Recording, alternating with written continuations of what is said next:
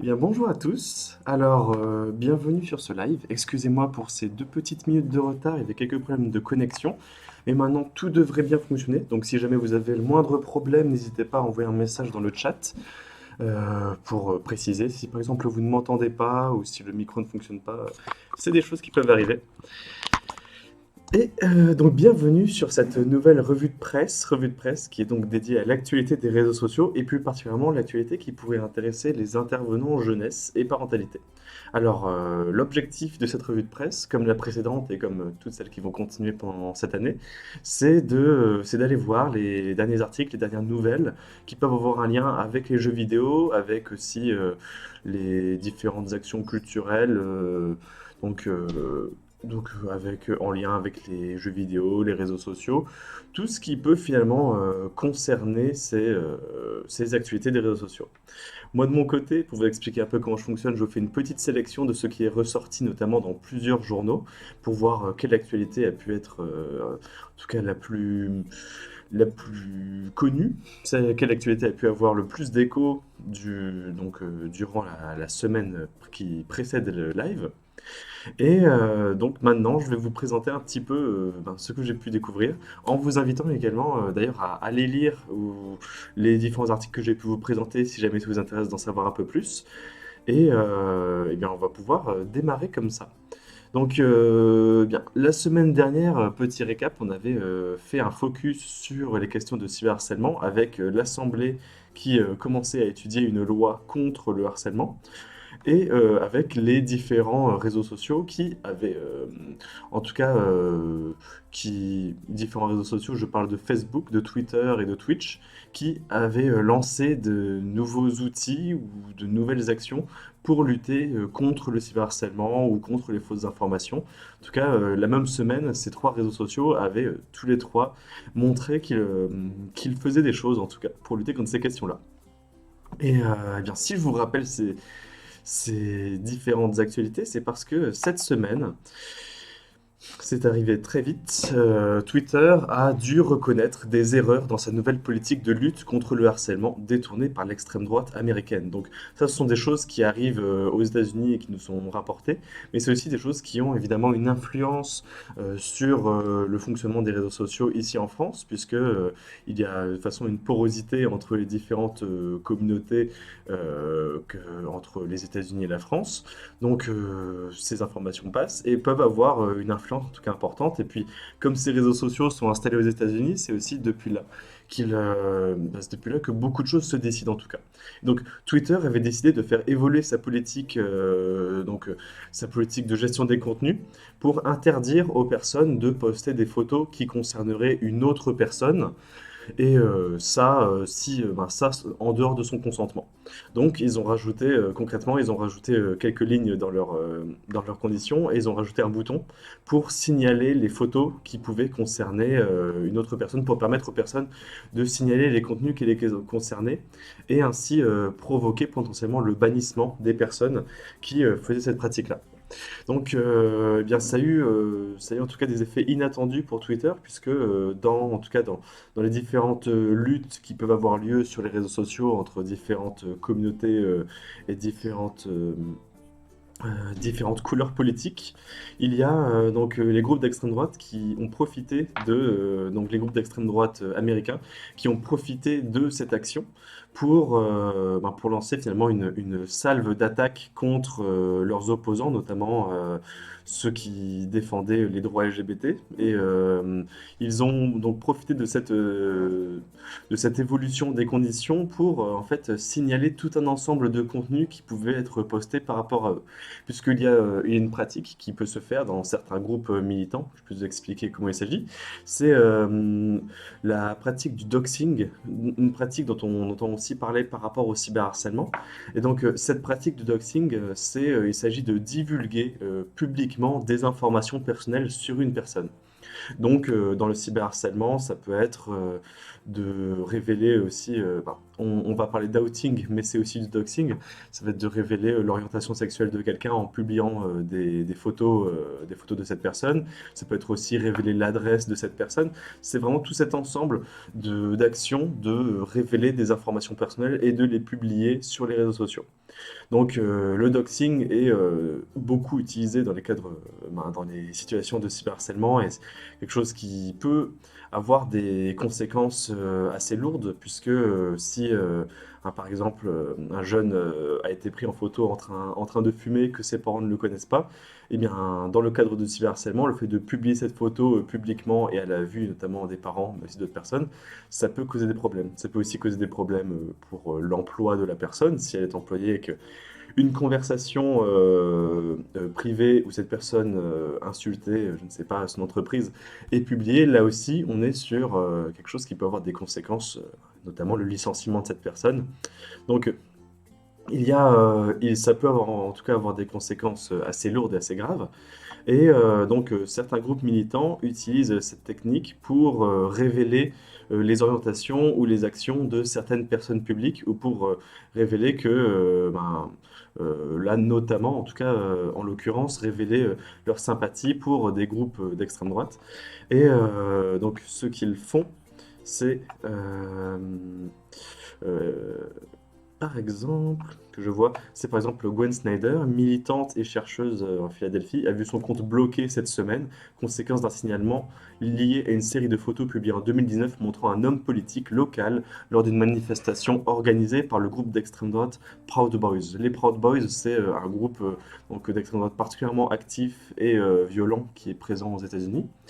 Et donc le fait de montrer et de publier cette information sur cet homme politique, ça, en tout cas, elle le faisait afin de nourrir le débat et d'informer les différentes personnes sur la présence de cette personne. Et il faut savoir que nous, dans la loi française, il est en effet interdit de publier la photo de quelqu'un sans son consentement, mais il n'est pas interdit de publier la photo de quelqu'un dans l'exercice de ses fonctions. Donc, un élu qui serait à la rencontre de différentes personnes, on peut publier des photos sur cette personne. N'importe quel professionnel dans l'exercice de ses fonctions peut aussi être pris en photo. C'est l'une des exceptions au droit à l'image.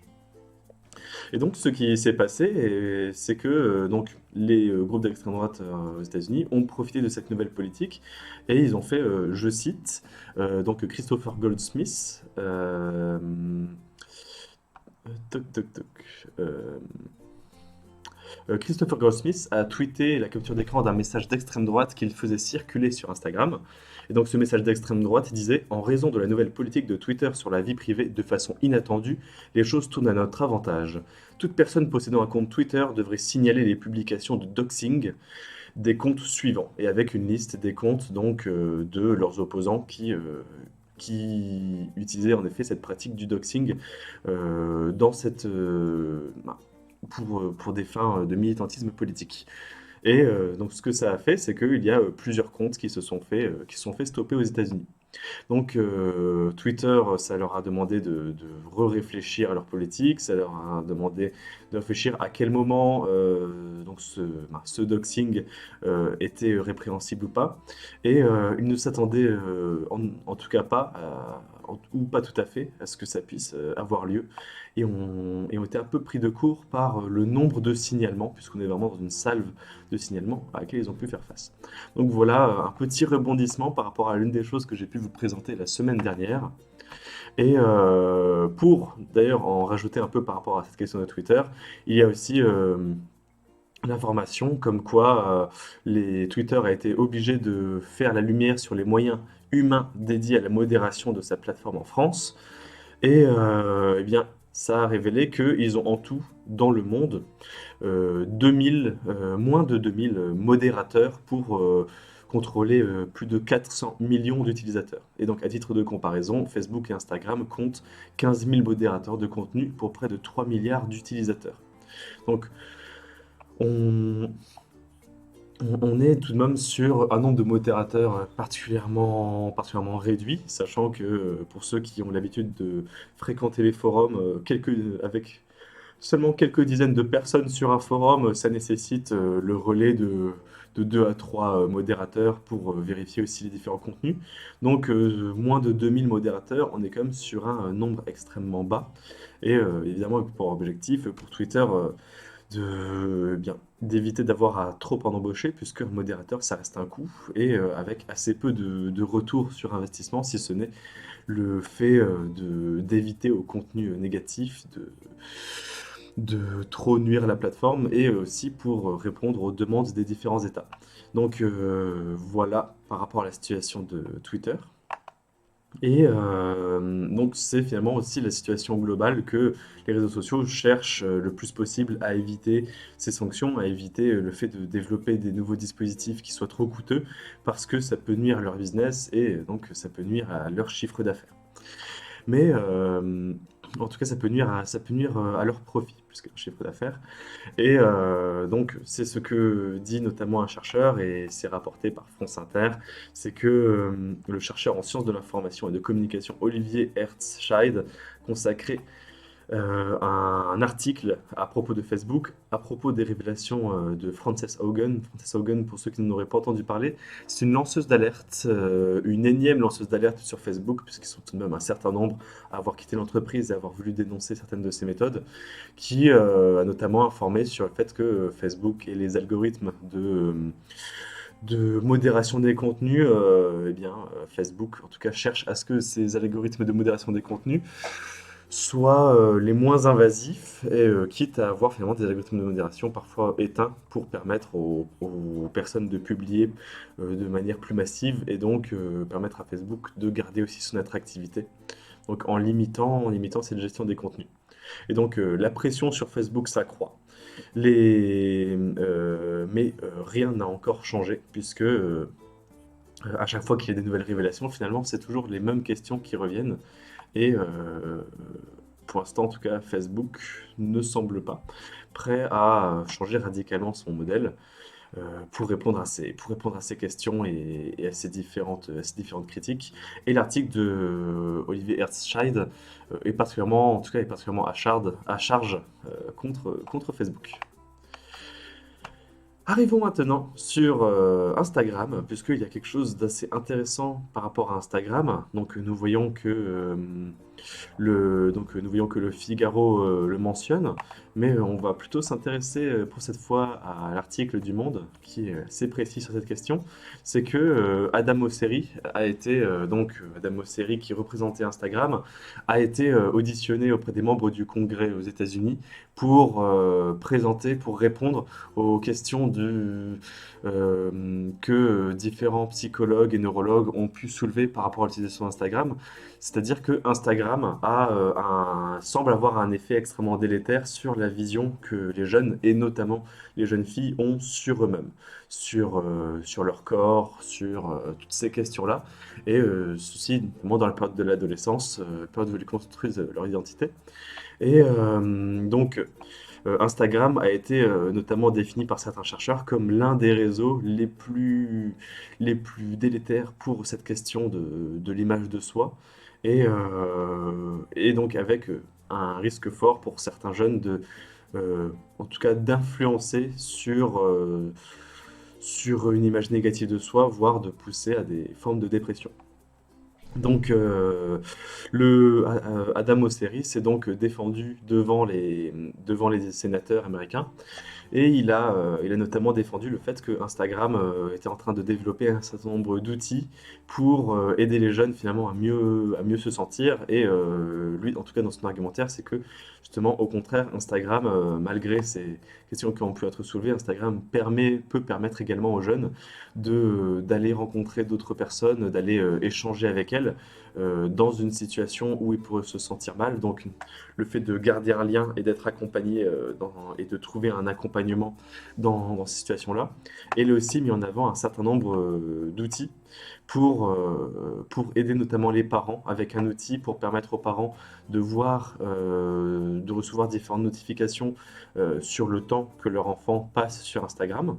Donc un outil de gestion parentale.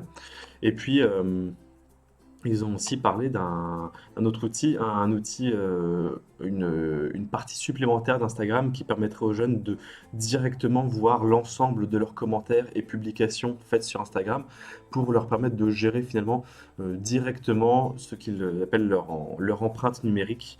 Donc vraiment cet outil de gestion sur lequel ils sont en train de travailler. Et il y avait également un dernier outil, c'est que euh, l'application voilà, va notamment empêcher les utilisateurs de mentionner dans leurs publications des adolescents qui ne sont pas abonnés à leur profil. Donc c'est quelque chose qui était possible. Un adolescent ou n'importe qui pouvait mentionner finalement à peu près n'importe quelle personne présente sur Instagram via son nom. Et donc, si cette personne n'est pas abonnée, en tout cas, dès qu'ils auront mis en place cela, si une personne n'est pas abonnée au profil, eh bien, ça ne permettrait pas de mentionner ces questions-là, de mentionner cette personne sur les photos. Globalement, voilà là où voilà les évolutions en tout cas sur ces réseaux sociaux et on finit avec cette page liée aux réseaux sociaux et aux différentes évolutions, donc qui est dans la continuité de ce qu'on a pu dire la semaine dernière, avec tout de même aussi cette réponse de Richard Blumenthal qui était présent dans la commission des sénateurs qui auditionnait Adam Mosseri et qui a dit que l'autorégulation basée sur la confiance n'est plus une solution viable, la législation arrive. Il semble que les sénateurs aient en ce moment une volonté de faire évoluer leur législation pour davantage protéger les jeunes des réseaux sociaux. Il faut savoir aussi que de toute façon, tout ceci se passe dans un contexte, dans le contexte des États-Unis, où déjà ces entreprises donc, sont basées aux États-Unis, et puis les États-Unis ont connu de nombreux débats, eux, liés aux élections, des débats bien plus forts avec l'invasion du Capitole par des supporters de Donald Trump. C'est des questions qu'ils ont abordées finalement de manière beaucoup plus intense et forte encore que chez nous en France. Et puis, concluons par une petite minute sur la question des élections, puisque ces élections approchent à grands pas, en tout cas en France, et c'est une question qui est donc totalement liée à la question des réseaux sociaux. Et il y a donc Nabila qui a soulevé une question qui est intéressante et qui intéresse finalement beaucoup de Français, c'est pourquoi le vote en ligne n'existe toujours pas en France pour l'élection présidentielle.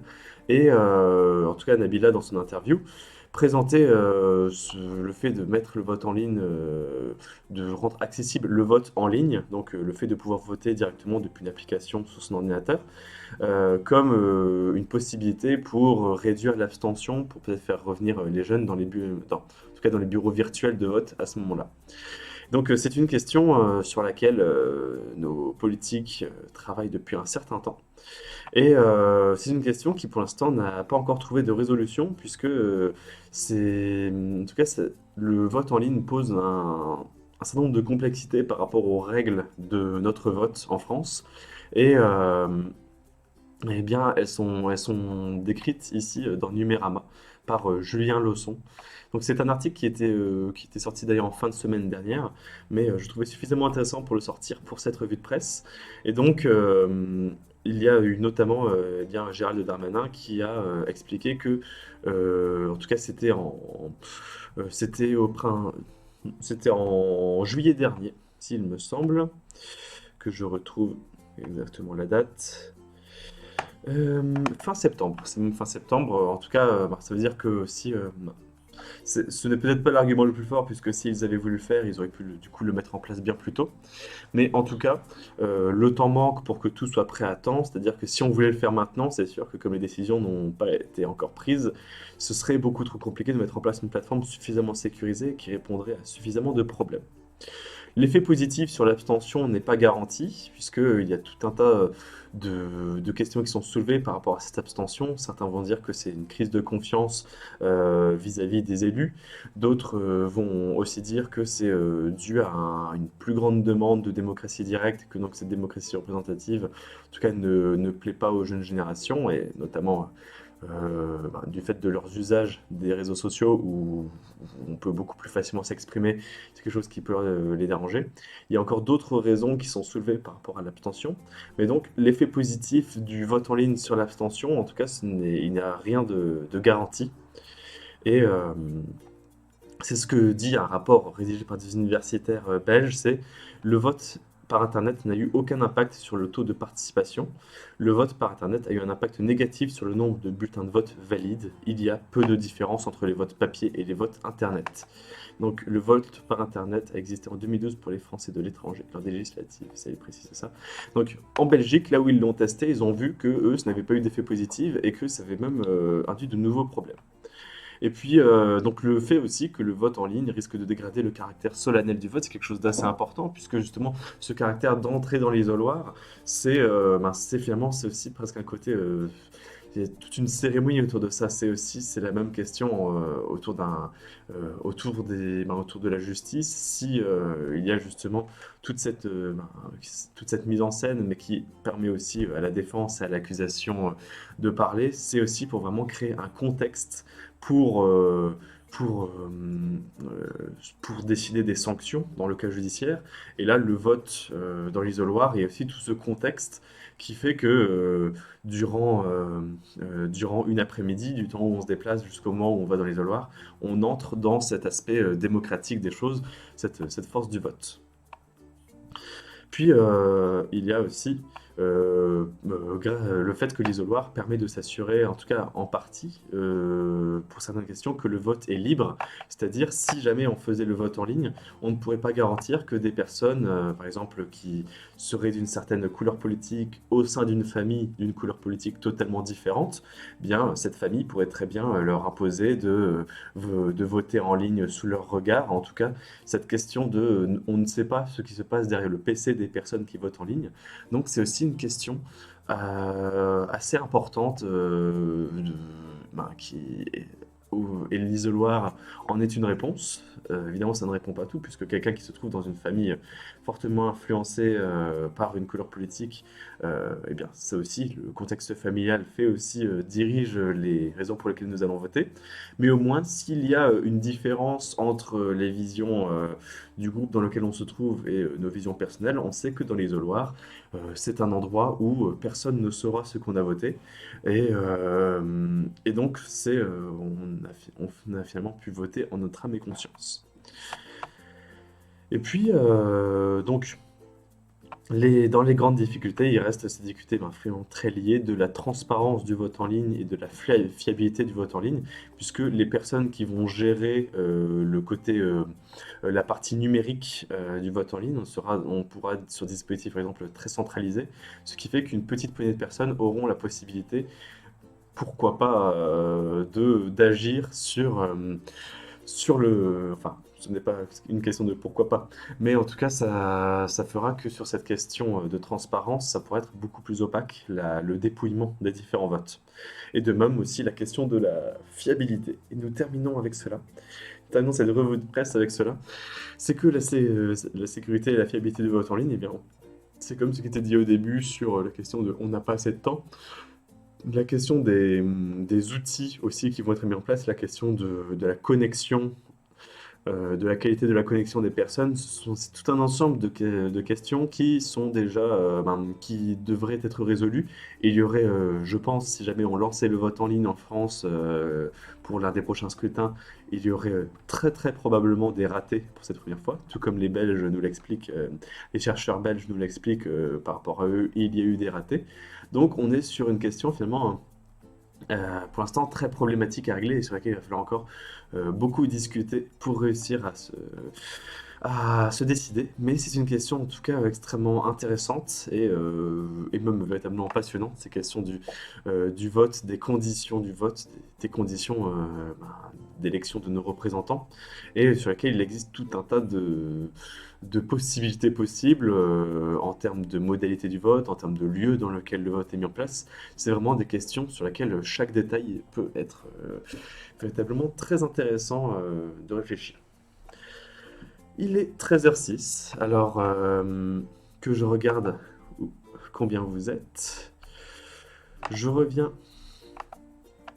Alors, je Même pas besoin finalement de regarder combien vous serez, que je vous explique d'ailleurs moi, juste après avoir fait un live Twitch, je reçois un récapitulatif du nombre de personnes qui a pu regarder et de combien de temps elles sont restées finalement à observer ce live. Donc j'ai aussi toutes ces informations. En tout cas, pour ceux qui sont restés jusqu'au bout, eh bien, je vous remercie d'être restés jusqu'au bout. Ça aura quand même fait 25 minutes de live.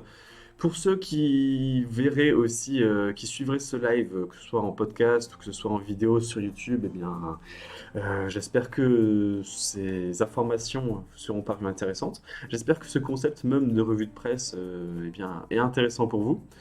Et je vous souhaite donc un excellent week-end et à la semaine prochaine pour le prochain live. N'hésitez pas à m'envoyer aussi, à écrire dans le chat pendant les lives ou à écrire dans les commentaires YouTube pour donner vos critiques de ces revues de presse, pour savoir si si ça correspond à ce que vous attendiez d'une telle revue de presse et même si vous avez pu apprendre des choses. Voilà, je vous remercie pour votre présence et voilà, je vous quitte pour de bon, en tout cas jusqu'à la semaine prochaine. Au revoir et bon week-end.